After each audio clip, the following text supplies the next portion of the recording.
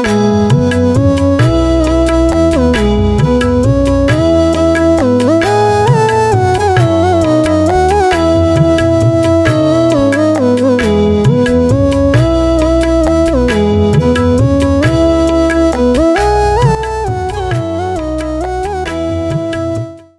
brothers and sisters in the Lord, ప్రభునందు ప్రియమైన సహోదరి సహోదరులారా, today's verse for our meditation is taken from the book of Psalms 119, 105. ఈరోజు మన ధ్యానం కొరకు 119వ కీర్తన 105వ వచనం నుండి తీసుకొనబడింది. Yeah, this is a very famous verse. ఇది మనకు చాలా పరిచయమైనటువంటి, చాలా ప్రఖ్యాతి అయినటువంటి వచనం. Thy word is a lamp unto my feet, a light unto my path. నీ వాక్యము నా పాదములకు దీపమును, నా త్రోవకు వెలుగునై ఉన్నది. How many times in life do you just wish that you knew the right thing to do? నీ జీవితంలో ఎన్ని పర్యాయాలు సరి అయినది నేను చేయాలి అనేటువంటి ఆశ నీలో ఉంటుంది. You might be faced with a decision on where to go to school. కాబట్టి స్కూల్కి ఎక్కడ ఏ స్కూల్కి వెళ్ళాలనేటువంటి ఒక నిర్ణయం నీకు చేసుకోవాల్సి ఉంటుంది. లేదా ఏ ఉద్యోగంలో చేరాలని, or whom to marry, etc. లేదా ఇంకెవరిని వివాహం చేసుకోవాలి, ఇలాంటి ఇంకా అనేకమైనవి. All of these decisions have consequences. And you wish that someone would just tell you what to do. ఈ నిర్ణయాలన్నిటిలో కూడా మనం చూస్తే ఏమి చేయవలసి ఉందో ఎవరైనా కానీ చెప్పాలి కదా అనేటువంటిది నువ్వు ఎదుర్కొంటావు. See, all of these decisions will have consequences. చూడండి, ఈ నిర్ణయాలన్నిటి కూడా దానికి కొన్ని పరిణామాలు ఉంటాయి. That's why you wish if somebody could guide me, how nice it would be. అందుకని ఎవరైనా కానీ నాకు సలహా చెప్తే, నాకు ఈ నడిపిస్తే ఎంత బాగుంటుందో అని. And when it comes to making decisions, మరి ఈ నిర్ణయాలు తీసుకునే వాటికి వస్తే, it is often easy to ignore what this Bible verse tells us. అనేక పర్యాయాలు ఈ విషయంలో బైబిల్ ఏం చెప్తుంది అనేది మనము దాన్ని పట్టించుకునే పరిస్థితులు ఉంటాయి. And it says the Bible is the lamp to guide our feet and a light for our path. ఇక్కడ ఏం చెప్పబడిందంటే, బైబిల్ గ్రంథం అంటే వాక్యము మన పాదములకు దీపము, త్రోవకు వెలుగునై ఉంటుంది. This verse tells us that when we don't know what the right choice is, ఈ వచనం ఏం చెప్తుందంటే, మనకి సరి అయిన ఎంపిక ఏదో తెలియనప్పుడు we should rely on God's word for help. సహాయం కొరకు దేవుని వాక్యం పైన ఆధారపడాలి. God's word can be the answer to your questions.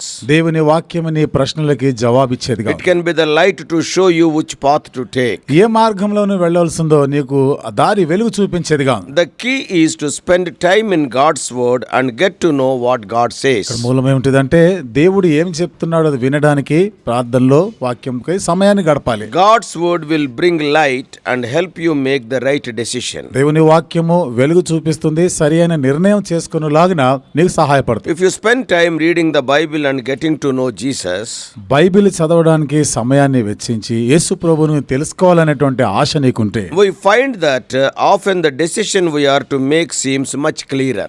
అప్పుడు మనం ఏ నిర్ణయాలు తీసుకోవాలనుకుంటున్నామో అవి మనకి చాలా స్పష్టమైనవిగా కనబడతాయి. So the next time you are faced with a tough decision, కాబట్టి ఎప్పుడైనా తర్వాత గానీ చాలా కఠినమైనటువంటి ఒక నిర్ణయం తీసుకోవాల్సిన పరిస్థితి వచ్చినప్పుడు, then you do what this Bible verse says. అప్పుడు ఈ బైబిల్లో వచనం ఏం చెప్తుందో ఆ ప్రకారంగా నువ్వు చేయాలి. Spend some time in God's word. దేవుని వాక్యంతో కొంత సమయాన్ని గడపాలి. And let it guide you to make the good decisions. కాబట్టి ఒక మంచి సరైన నిర్ణయం తీసుకునేలాగా ఈ వాక్యం నడిపించేదిగా ఉండాలి. In my early days with Jesus, యేసు ప్రభువారితో నా ఆరంభ దినాల్లో the one specific gift the Holy Spirit gave me was the knowledge and understanding. పరిశుద్ధాత్మ ఇచ్చిన ఒక నిర్దిష్టమైనటువంటి ఒక వరం ఏమిటిదంటే, గ్రహింపు, అర్థం చేసుకునేటువంటి శక్తిని. That if I would ever experience freedom from my past and my hope in Jesus, నా గతం నుండి విడుదల పొంది యేసు ప్రభువునందు నా యొక్క నమ్మికని కలిగి ఉండలాగున. therefore since my hope was in Jesus, కాబట్టి ఇప్పుడు యేసు నందే నా యొక్క నిరీక్షణ ఉంది కాబట్టి I knew I needed to know all about him. ఆయన గురించి అంతా కూడా నేను తెలుసుకోవాల్సిన అవసరం ఉండింది. So I went to the church కాబట్టి నేను సంఘానికి వెళ్ళినాను and read my Bible, నా Bible చదివినాను. because church and Bible both taught me about Jesus. ఎందుకంటే బైబిల్, సంఘం కూడా ఈ రెండు కూడా యేసు ప్రభువుని గురించి నాకు నేర్పించే, బోధించే. However, I struggled with understanding. ఏదేమైనా కానీ అర్థం చేసుకునే దాని కొరకు ఎంతో ప్రయాసపడేవాడిని. Yet still I realized I was learning about Jesus, whom the Holy Spirit continually reminded me. అయినను ఆ యేసు ప్రభు గురించి ఎవరినైతే పరిశుద్ధాత్మ ఎడతెగన జ్ఞాపకం చేస్తూ ఉండిందో అది నేను తెలుసుకోవాల్సిన అవసరం The Holy ఉంది. Spirit was telling me continually that the Lord Jesus Christ is your hope. యేసుక్రీస్తు ప్రభువే నీకు నిరీక్షణ అనే మాట పరిశుద్ధాత్మ ఎడతెగక నాకు బోధిస్తా ఉండింది. So therefore, whether I understood it or not, I kept on reading. కాబట్టి ఇది నాకు అర్థమైనా కాకపోయినా నేను మాత్రం చదువుతూనే ఉండినాను. Sometimes I wondered that difference what difference reading the Bible could make in my life. కొన్నిసార్లు బైబిల్ చదవటం వలన నా జీవితంలో ఏ మార్పును తీసుకొని వస్తుందా అనిపించింది. But the Holy Spirit living in me would not let me to give up on seeking to know Jesus more. అయితే నా యందు నివసిస్తున్న ఈ పరిశుద్ధాత్మ యేసు ప్రభువుని ఇంకా నేను వెదకాలి అనేటువంటి ఆ ఆశ విడిచిపెట్టకుండా సహాయపడింది. 1981 I was born again. 1981వ సంవత్సరంలో తిరిగి జన్మించాను. After 43 years of not giving up on seeking God, మరి 43 సంవత్సరాలుగా ఇంకాను దేవుని వెతికే విషయంలో నేను ఆశ వదిలిపెట్టకుండా ఉన్న దాన్ని బట్టి I found the reward of Jesus' daily presence and guidance in my life. నా జీవితంలో యేసు ప్రభువు యొక్క అనుదినం సన్నిధి అనుదినం ఆయన నడిపించేది ఒక బహుమానంగా పొందాను. Not only that, the అంతేకాకుండా other reward is a personal spiritual growth and a continual transformation. ఇతరమైనటువంటి ఆ ఈవులు ఏమిటి? అనుదినం కూడా మార్పు చెందుతూ ఉండడం, ఎడతెగ ఆయనతో నడుచుట. There will be so many unwanted things in my life. నా జీవితంలో ఎన్నో అనవసరమైనవి కూడా ఉంటాయి. There are so many sharp corners in my life. ఎన్నో నా జీవితంలో కొన్ని పదునైనటువంటి విషయాలు ఉన్నాయి. Overnight, God will not smoothen everything. ఒక రోజులోనే దేవుడు అంతై కూడా చదును చేయడు. Oh, that will hurt us so much. అది మనకు ఎంతో గాయాన్ని So కలిగించేది. that's why, అందుకని little by little, day by day, He will be transforming us into His likeness. దినదినము కొద్దిగా దేవుడు తన స్వరూపంలోనికి మారుస్తా This ఉన్నాడు. is possible only by reading the Word of God and meditating and obeying to that. ఇది దేవుని వాక్యం చదివి ధ్యానం చేసి దానికి విధేయత చూపడంతోనే సాధ్యమవుతుంది. Truly, God has filled my life with rewards I could never have foreseen in those early days when I struggled so much to grasp His word. నిజంగానే దేవుడు నాకు ఎంత బహుమతులు ఇచ్చి ఆశీర్వదించాడు. అంత పూర్వము నా జీవితంలో ఇలాంటి అనుభవం But ఎదుర్కోలేదు. I have learned, if God said it, it is true. అయితే నేను నేర్చుకున్న సంగతి అది దేవుడు చెప్పాడంటే అది సత్యమే అని. What God says about our seeking Him, ఆ దేవుని వెతికే విషయంలో దేవుడు ఏమని చెప్తున్నాడు మన గురించి? there is no time to read all those verses. వచనాలన్నీ చదవడానికి సమయం సరిపోదు. Deuteronomy 4:29, ద్వితీయోపదేశకాండం 4:29, 1 Chronicles 28:9, మొదటి దినవృత్తాంతముల గ్రంథం 28:9, Jeremiah 29:13 and 14, ఇర్మియా గ్రంథం 29వ అధ్యాయం 13, 14 and వచనాలు, Matthew 7:7. మత్తయి సువార్త 7వ అధ్యాయం 7వ వచనం. So such verses will encourage us. ఈ వచనాలన్నీ కూడా మనల్ని ఎంతో So ప్రోత్సహించేవి. that's my story and it can be yours also. అది నా చరిత్ర, ఇది మీ చరిత్రగా కూడా I ఉండగలదు. want to encourage you to read the Bible. Bible చదవలసిందిగా నేను మిమ్మల్ని ప్రోత్సహిస్తున్నాను. Don't give up even when you feel like you don't understand. నీకు ఇదేమీ అర్థం కావడం లేదు అనిపిస్తున్నా గానీ చదవడం మానొద్దు. God will work in you దేవుడు నీలో కార్యం and జరిగిస్తాడు. will God speak to you దేవుడు నీతో మాట్లాడతాడు. if you give Him the opportunity. నువ్వు గానీ ఆయనకు అవకాశం ఇస్తే మాట్లాడతాడు. What does it mean? అంటే అర్థం ఏమిటి? You need to stay in His word. ఆయన మాట యందు నువ్వు నిలబడి ఉండాలి. I want to tell you 3 important things about God's word. దేవుని వాక్యం గురించి ఒక 3 ప్రాముఖ్యమైన మాటలు నేను మీతో God's word చెప్పాలనుకుంటున్నాను. is personal. దేవుని వాక్యం అనేది వ్యక్తిగతమైనది. God's word is practical. దేవుని వాక్యం క్రియాశీలకమైనది. And God's word is powerful. దేవుని వాక్యము So శక్తివంతమైనది. it is personal, it is practical, it is powerful. వ్యక్తిగతమైనది, క్రియాశీలకమైనది, శక్తివంతమైనది. Few minutes we are going to see these things. కొన్ని నిమిషాలు ఈ మాటలపై ధ్యానం చేద్దాం. First thing, మొదటిది, God's word is personal. దేవుని వాక్యము వ్యక్తిగతమైనది. Maybe you have heard stories of God speaking to people. బహుశా దేవుడు తన ప్రజలతో మాట్లాడుతున్న ఈ సందర్భాలు వినుంటావు. Probably in their testimonies they will be telling that God spoke to me in a dream or in a vision. బహుశా వారు సాక్ష్యం చెప్తున్నప్పుడు దేవుడు నాతో మాట్లాడారు, కలల్లో మాట్లాడారు, దర్శనాల్లో Or మాట్లాడారు. sometimes God revealing Himself to people in remote places. కొన్నిసార్లు దేవుడు మారుమూల ప్రాంతాల్లో తను తాను ప్రత్యక్షపరచుకున్న సంగతులు మీరు వినుంటారు. I absolutely believe God does speak to people in various ways for various reasons. ఖచ్చితంగా దేవుడు ఆయా ప్రజలతో ఆయా రీతులుగా దేవుడు మాట్లాడుతూ ప్రత్యక్షపరచుకుంటున్నాడు. But He has ordained a way for those of us who have access to the word of God to hear for Him. అయితే మనం దేవుని వాక్యం చదివే వారి కొరకు, దేవుని యొద్దకు వెళ్లే వారి కొరకు అయినటువంటి ఒక ఉద్దేశం ఉంది ఇక్కడ. See, in the remote place, చూడండి, మారుమూల ప్రాంతంలో there అయితే is no word of God. అక్కడ దేవుని వాక్యం అనేది Nobody లేదు. to explain. అంటే వివరించడానికి ఎవరు లేరు. So they cannot approach the word of God. దేవుని వాక్యము చదివే అవకాశం లేదు వాళ్ళకి. So God may speak to them in different ways. అందుకని దేవుడు వేరు వేరు విధానాల్లో వాళ్ళతో మాట్లాడొచ్చు. But what about us? కానీ మన సంగతి We ఏమిటి? are having access to His word. మనకు దేవుని వాక్యం అందుబాటులో ఉంది. Not మనకి only reading, we can hear Him. చదవడం మాత్రమే కాదు, ఆయన మాటలు వినగలం కూడా. So God will speak to us through His word. కాబట్టి దేవుడు తన వాక్యం ద్వారా మనతో మాట్లాడతాడు. So today's verse for our meditation, Psalm 119, 105, అయితే నేటి దినం మన ధ్యానం కొరకైన ఈ వచనంలో అంటే 119వ కీర్తన 105వ వచనంలో it paints a perfect picture of how God's word benefits the one who looks into his word. దేవుని వాక్యమును ధ్యానం చేసే వారికి దేవుడు ఎట్లా వాక్యం ద్వారా మాట్లాడతాడు ఎంతో పరిపూర్ణమైనటువంటి ఒక ఉదాహరణ చూడొచ్చు. Your word is a lamp unto my very personal, my feet, and to light to my path. నీ వాక్యం నా పాదంలో ఎంత వ్యక్తిగతమైన చూడండి, నా త్రోవకు వెలుగునే ఉన్నది. Psalm 119, 105 reminds me that God's word is personal, practical, and powerful. 119వ కీర్తన 105వ వచనము ఇది ఏం జ్ఞాపకం చేస్తుందంటే నాకు దేవుని వాక్యం నాకు వ్యక్తిగతమైనది, క్రియాశీలకమైనది, అది శక్తివంతమైనది అని His జ్ఞాపకం word చేస్తుంది. shines light onto our personal path to show our feet, attached to our personal body, the way to go. ఆయన వాక్యము మన వ్యక్తిగతమైనటువంటి పాదములకు శరీరంతో కలిసి ఉన్న ఈ పాదములు ఎటు వెళ్ళాలో త్రోవ చూపించేదిగా ఉంది. So that is so powerful when God gives us a word that practically directs us in our personal ఇది life. ఎంత శక్తివంతమైనది, దేవుడు తన వాక్యాన్ని మనకు చూపించినప్పుడు క్రియాశీలకంగా అది మనల్ని నడిపించేదిగా ఉంది. There is nothing like that. అట్లాంటిది ఇంకేం లేదు. So we can't experience that without reading the Bible. కాబట్టి బైబిల్ చదవకుండా ఇది సాధ్యం కాదనే సంగతి అర్థం We చేసుకోవాలి. can't think of God's word as a magic wand that we pull out in times of difficulty and desperation when we need a miracle or a big dose of mercy. దేవుని యొక్క వాక్యం అనేది ఏదో ఒక మంత్రం లాంటిది కాదు. మనకేదో అవసరం వచ్చినప్పుడు దానికి అవసరత మనకు కలిగినప్పుడు అప్పుడు మనం కోరుకునేటువంటి ఒక మంత్రాన్ని లాంటిది కాదు ఇది వాక్యం అనేది. God's word is personal because he is personal. దేవుని వాక్యం అనేది వ్యక్తిగతమైనది, ఎందుకంటే ఆయన వ్యక్తిగతమైన వాడు కాబట్టి. Salvation is personal. రక్షణ వ్యక్తిగతమైనది, And also God's word is personal. దేవుని వాక్యము కూడా వ్యక్తిగతమైనది. He desires personal relationship with his people. తన ప్రజలతో వ్యక్తిగతమైన సంబంధం కలిగి ఉండాలని ఆయన ఆశిస్తా ఉంటాడు. If we only go to God's word in crisis, ఒకవేళ మనం శ్రమల్లో వచ్చినప్పుడు క్లిష్ట పరిస్థితుల్లోనే గాని దేవుని వాక్యం చదివితే we will never discover the benefit nor the delight of knowing God in personal intimate way. Not only in crisis, every day we have to go. దాని వలన ఏ ప్రయోజనాలు మనం పొందలేము, దేవుని యందు ఆనందించలేము. అందుకనే ఏదో కష్టాలు వచ్చినప్పుడే వాక్యం చదవడం అనేది కాదు, అను దినం చదవాలి. God's word is personal. దేవుని వాక్యము వ్యక్తిగతమైనది. Every day we must have that relationship with that word. అనుదినం కూడా ఈ వాక్యముతో సంబంధాన్ని మనం కలిగి ఉండాలి. Secondly, రెండవది God's word is practical. దేవుని వాక్యం క్రియాశీలకమైనది. Maybe you have not found life as difficult as I. బహుశా నాకున్నట్టుగా కష్టమైన పరిస్థితి బహుశా నీకు But ఉండకపోవచ్చు. for me, the choices available and daily decisions of life can be hard to navigate.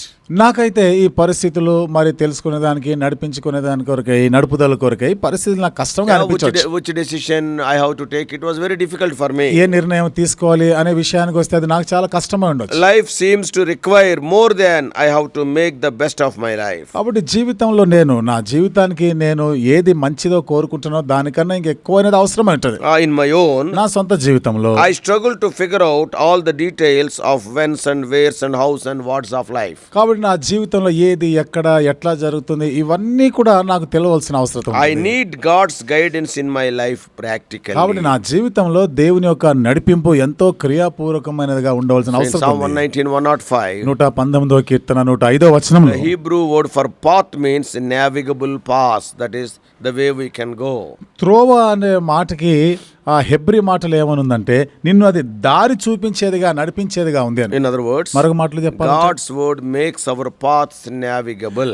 దేవుని యొక్క వాక్యము మన పాదములను ఎటు వెళ్ళాలో అది నడిపించేదిగా దారి చూపించేదిగా ఉంది. Thirdly, God's word is powerful. మూడవది దేవుని వాక్యము The శక్తివంతమైనది. truth is, సత్యం ఏమిటిదంటే God's word is powerful as per Hebrews 4:12. హెబ్రీ 4:12 ప్రకారం దేవుని వాక్యము శక్తివంతమైనది. The word of God is living and powerful. దేవుని వాక్యం సజీవమైనది, శక్తివంతమైనది. Yes.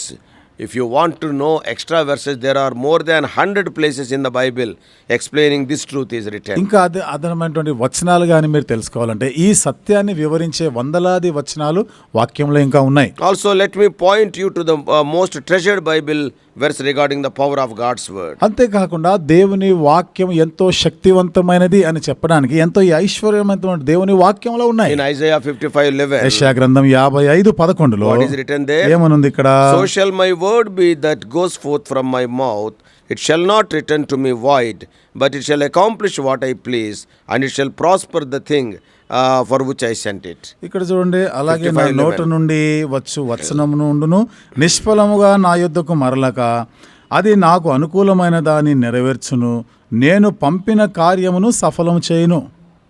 That is the power of the word of God. ఇది దేవుని వాక్యంలో ఉన్నటువంటి శక్తి. So you see, I started out today with my personal struggle to read and understand the scriptures in the early days of my walking with Jesus. యేసు ప్రభు వారితో నా ఆరంభ జీవితం నడకలో ఏ రీతిగా దేవుని వాక్యాన్ని చదువుతూ ఆయన గురించి ఎక్కువ నేను తెలుసుకోవాలనేటువంటి ఆ పోరాటము సతమతం అవుతూ ఉండినాను. ఆ మాటలతో ఆరంభించినాం. I was not understanding properly. నాకు సరిగ్గా అర్థమయ్యేది కాదు. I often read the Bible, I did not understand what I read. అనేక పర్యాయాలు బైబిల్ చదివానే కానీ ఏమి చదివినానో నాకు అర్థమయ్యేది కాదు. However, I read it anyway because of the Holy Spirit kept pointing to Jesus. ఏదేమైనా కానీ నేను ఏదో ఒక విధంగా చదువుతూనే ఉండేవాడిని, ఎందుకంటే పరిశుద్ధాత్మ దేవుడు ఒక సమయంలో అది నాకు గ్రహింపేటట్టు చేస్తాడు. Isaiah 55:11 tells, యెషయా గ్రంథం 55వ అధ్యాయం 11వ వచనంలో, and it tells so much about my Jesus journey in those early days. నా ఆరంభ దినాల్లో యేసు ప్రభువుతో నా ప్రయాణం గురించి ఎంతో ఎక్కువగా మాట్లాడే మాటలు ఇవి. Even when I did not understand the Bible, నాకు బైబిల్ అర్థం కాని స్థితిలో కూడా, when it did not make any sense to me, అసలు నాకు ఏ అర్థం ఏ గ్రహింపు I లేనట్టుగా did not ఉన్నప్పుడు get కూడా, anything out of it, దాని నుండి